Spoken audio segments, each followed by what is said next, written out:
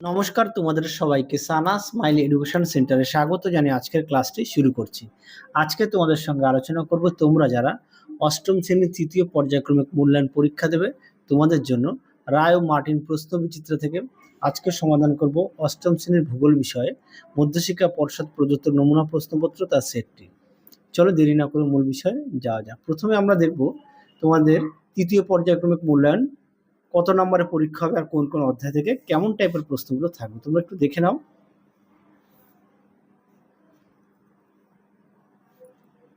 চলো এবার আমরা মূল বিষয়ে যাই। দেখো প্রথমেই মধ্যশিক্ষা পরিষদ প্রদত্ত নমুনা প্রশ্নপত্র সেটটি দেওয়া আছে।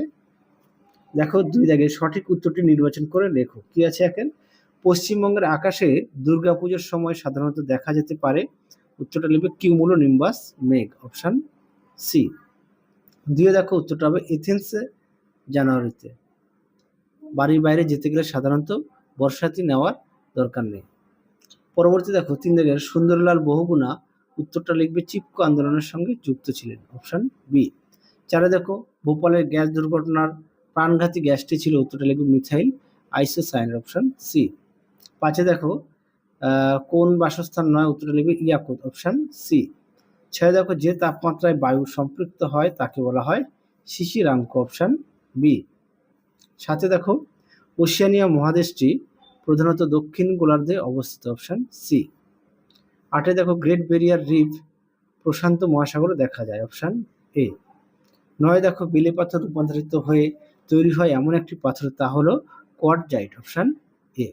10 দেখো প্রদত্তগুলির মধ্যে সবচেয়ে পুরু স্তরটি হলো গুরুমণ্ডল, অপশন বি। পরবর্তী দেখো শুদ্ধ অশুদ্ধ কি আছে। এক দিকের উত্তরটি হবে শুদ্ধ, দুইয়ের উত্তরটা হবে অশুদ্ধ, সঠিক উত্তর হবে বেলে পাথর। তিনের উত্তরটা হবে অশুদ্ধ, সঠিক উত্তর হবে আঞ্চলিক বায়ু। চারের উত্তরটি হবে অশুদ্ধ, সঠিক উত্তর হবে কম। পাঁচের উত্তরটি হবে শুদ্ধ। পরবর্তী দেখো শূন্যস্থান পূরণগুলো দেখো কি বলেছে। পশ্চিমা বায়ু ও মেরু বায়ু মিলিত হয় নাতিশীতোষ্ণ ঘূর্ণবাদ সৃষ্টির আগে। দুইয়ে দেখো সবুজ বিপ্লবের কৃষি উৎপাদন বাড়লে ও রাসায়নিক সার ব্যবহারের ফলে জীবজগৎ ক্ষতিগ্রস্ত হয়েছে আর মাটি দূষিত হয়েছে। তিন দাগে দেখো কি আছে। পরবর্তী প্রশ্ন দেখো চার দাগের ভারতের তিন দাগের প্রশ্ন উত্তরটা হবে আর্টেজিও কূপ।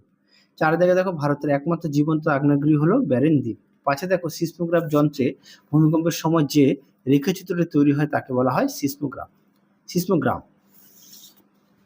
পরবর্তী দেখো বাম দিকের সঙ্গে ডান দিকের স্তম্ভ মেলাও, দেখো তার উত্তর। দেখো একের উত্তরটা হবে ডি, দুইয়ের উত্তরটা হবে এফ, তিনেরটা হবে সি, চারেরটা হবে জি, পাঁচেরটা হবে এ, ছয়েরটা হবে সি, সাতেরটা হবে আই, আটেরটা হবে বি, নয়েরটা হবে এইচ আর দশেরটা হবে ই। পরবর্তী দেখো কি আছে। চারের একে ভূ অভ্যন্তরে অ্যাস্থনোস্ফিয়ার অবস্থান কোথায়। উত্তরটি দেখো।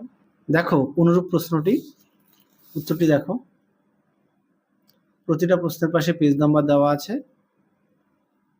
এই পর্যন্ত লিখবে। পরবর্তী দেখো প্রশ্ন মান হচ্ছে 2। দুইয়ে দেখো শিলামণ্ডলীর পাত বলতে কি বোঝো। দেখো উত্তর শিলামণ্ডলীর পাত বলতে কি বোঝো। এখান থেকে এই অবধি লিখবে, অবশ্যই সঙ্গে উদাহরণটা দেবে। পরবর্তী দেখো শিলা রূপান্তরিত হওয়ার কারণগুলি কি কি। এই প্রশ্নের উত্তরটি ভিডিওর শেষে লিখে দেওয়া আছে, দেখে নিও। চারে দেখো কালবৈশাখীর সময় তুমি কি ধরনের মেঘ দেখতে পাও। উত্তরটা লিখবে কিউমুলো নিম্বাস। পরবর্তী দেখো পাঁচ দাগের প্রশ্ন। পাঁচের এক দাগের প্রশ্নটাও উত্তরটা ভিডিও শেষে লিখে দেওয়া আছে, একটু দেখে নিও। দুই দাগে দেখো নিশীথ সূর্য যখন দেখা যায় তখন সংশ্লিষ্ট অঞ্চলের আবহাওয়া কেমন থাকে। উত্তরটি দেখো। সবার আগে এই অনুরূপ প্রশ্নটি দেখাই, তাহলে উত্তরটি এখান থেকে লিখবে, এই পর্যন্ত লিখবে। পরবর্তী প্রশ্ন দেখো 3 দাগ। প্রশ্নটি দেখো, তোমাদের উত্তরটি দেখাই। প্রশ্নটি দেখো, উত্তরটি এখান থেকে লিখবে, এই পর্যন্ত লিখবে।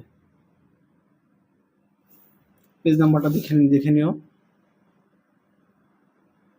পরবর্তী দেখো 4 দাগ।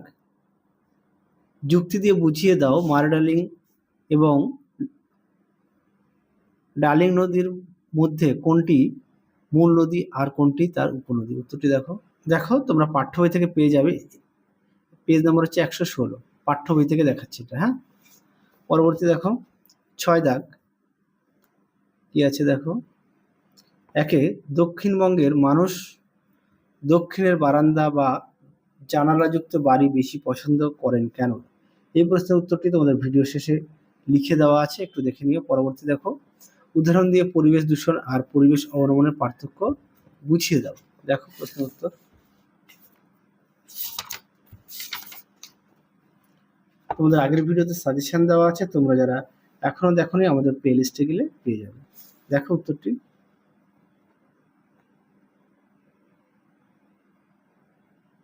অবশ্যই বিষয়গুলো লিখবে। পরবর্তী দেখো 3 দাগ, মারাডালিং অববেগের পশুপালন ও পশু নির্ভর শিল্প উৎপাদনের সমৃদ্ধির কারণ আলোচনা করো। দেখো এটা তোমাদের 118 পেজে পাঠ্য হইতে পাবে। কি বলেছে? পশুপালন আর পশু নির্ভর। দেখো উত্তর, কৃষি ও পশুপালন, তোমরা এখান থেকে উত্তরটা পেয়ে যাবে। দেখো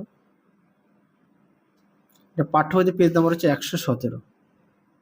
দেখো যে প্রশ্নটি বাকি ছিল 4-এর 3 দাগ, শিলা রূপান্তরিত হওয়ার কারণগুলি কি কি? দেখো পয়েন্ট দিয়ে দেওয়া আছে। একে আছে উচ্চ তাপ, দেখো তার উত্তর।